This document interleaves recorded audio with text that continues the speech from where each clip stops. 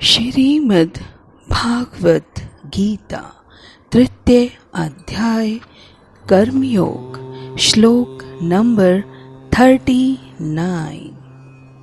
आवृतम ज्ञानम एतेन ज्ञानिनः नित्य वैरिणा कामरूपेण कौन्तेय दुष्पूरेण कभी भी तुष्ट न होने वाला, दुष्रूपेण कभी भी तुष्ट न होने वाली, अनलेन च आवृतम ढका हुआ, ज्ञानम शुद्ध चेतना, एतेन इससे, ज्ञानिनः ज्ञाता का, नित्य वैरिणा नित्य शत्रु वाला, काम रूपेण काम के रूप में, कौन्तेय हे कुंती पुत्र, दुष्रूपेण कभी भी तुष्ट न होने वाली, अनलेन अग्नि द्वारा च भी।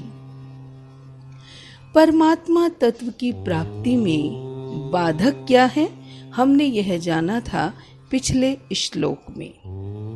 क्या है? कामना, इच्छा। अब जानते हैं कि प्रभु ने क्या उसको आगे ज्ञान देते हुए क्या अपने विचारों में किस तरह बताया है कि आत्मा और परमात्मा की जो चेतना है वह किस से ढकी हुई है। आवृतम यानी ढका हुआ। इस प्रकार ज्ञानमय जीवात्मा की शुद्ध चेतना उसके काम रूपी नित्य शत्रु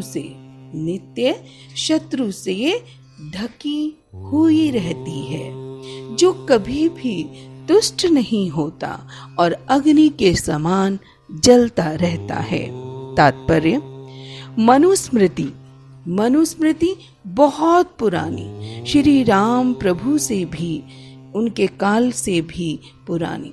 मनुस्मृति में कहा गया है कि कितना भी विषय भोग क्यों न किया जाए, काम की तृप्ति नहीं होती, वह निरंतर बढ़ती रहती है। जिस प्रकार ईंधन डालने से अग्नि कभी नहीं बुझती। भौतिक जगत में समस्त कार्यकलापों का केंद्र बिंदु काम सुख है, मैथुन। अतः इस जगत को मैथुन्य आगार या विषय जीवन की हथकड़ियां कहा गया है।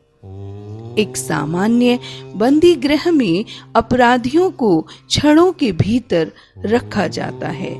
इसी प्रकार जो अपराधी भगवान के नियमों की अवज्ञा करते हैं, उनका कहना नहीं मानते, वे मैथुन जीवन द्वारा बंदी बनाए जाते हैं। इंद्रिय तृप्ति के आधार पर भौतिक सभ्यता की प्रगति का अर्थ है इस जगत में जीवात्मा की बंधन अवधि को बढ़ाना। अतः यह काम अज्ञान का प्रतीक है, जिसके द्वारा जीवात्मा को इस संसार में रखा जाता है। इंद्रिय तृप्ति का भोग करते समय हो सकता है कि कुछ खुशी की अनुभूति हो, प्रसन्नता की अनुभूति हो, किंतु यह प्रसन्नता की अनुभूति ही इंद्रिय भोक्ता का चरम शत्रु है। अर्थात काम के कारण ही त्याग में सुख है, काम के कारण भी त्याग में सुख है, यह ज्ञान काम नहीं करता। मनुष्य को प्रतीत तो ऐसा होता है कि अनुकूल भोग पदार्थ के मिलने से सुख होता है, पर वास्तव में सुख उसके त्याग से होता है। यह सभी का अनुभव है कि जागृत और स्वप्न में भोग पदार्थों से संबंध रहने पर सुख और दुख दोनों होते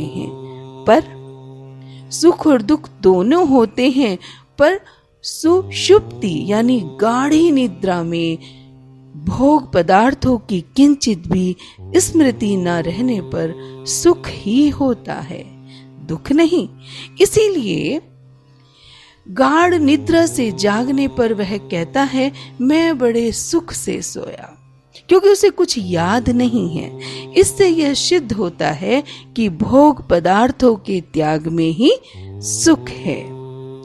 संसार मात्र क्षण भंगूर है, शरीर धन, जमीन, मकान आदि जितनी भी सांसारिक वस्तुएं हैं वे सब की सब प्रति क्षण विनाश की ओर जा रही हैं और हमारे से वियुक्त भी हो रही हैं, परंतु भोग भोगते समय उनकी क्षण भंगुरता का ज्ञान नहीं रहता। पदार्थ को नित्य और स्थिर माने बिना सुख भोग हो ही नहीं सकता। साधारण मनुष्यों की तो बात ही क्या है, साधक भी भोगों को नित्य और स्थिर मानने पर ही उनमें फंसता है। इसका कारण कामना द्वारा विवेक ढका जाना ही है। परिशिष्ट भाव क्या है? साधन की मुख्य बाधा है संयोग जन्य सुख की कामना। यह बाधा संसार में साधन से बहुत दूर तक रहती है। हमें यह महसूस होता है कि बाधा साधन में बहुत दूर तक रहती है। साधक जहां सुख लेता है तो ये समझ लें कि वहीं अटक जाता है। यहाँ तक कि वह समाधि का भी सुख लेता है, समाधि का भी यदि सुख लेता है तो वहां अटक जाता है। सात्विक सुख की कामना आसक्ति भी बंधन कारक हो सकती है।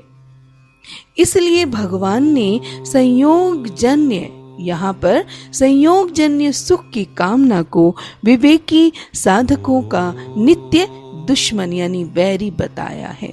नतेषु रमते बुद्धः, गीता के अध्याय में 22वां श्लोक है और पाठ है कौन सा अध्याय?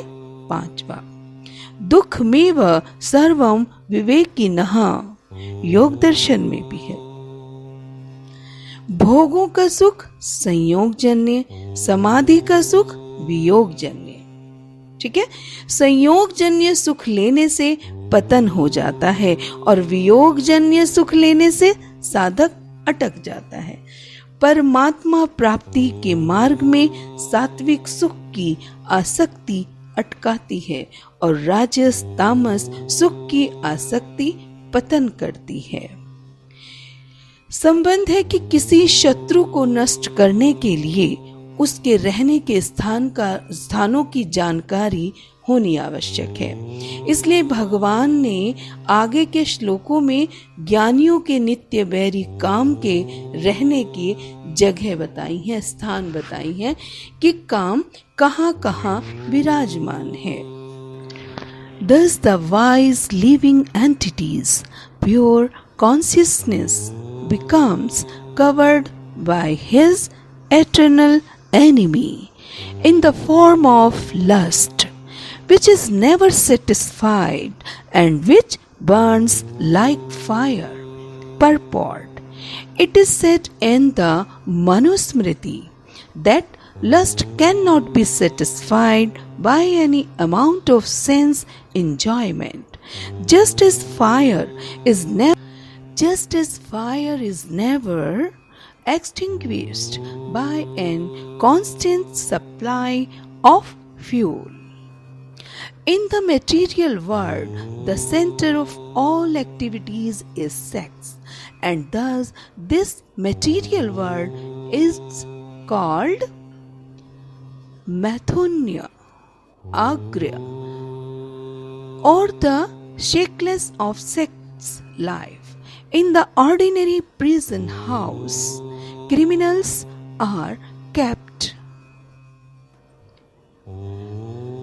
The criminals who are disobedient to the laws of the Lord are shackled by sex life. Advancement of material civilization on the basis of sense gratification means increasing the duration of the material existence of a living entity. Therefore, this lust is the symbol of ignorance by which the living entity is kept within the material world. While one enjoys sense gratification, it may be that there is some feeling of happiness. But actually, that so called feeling of happiness is the ultimate enemy of the sense enjoyer. Shrimad Bhagavad Gita.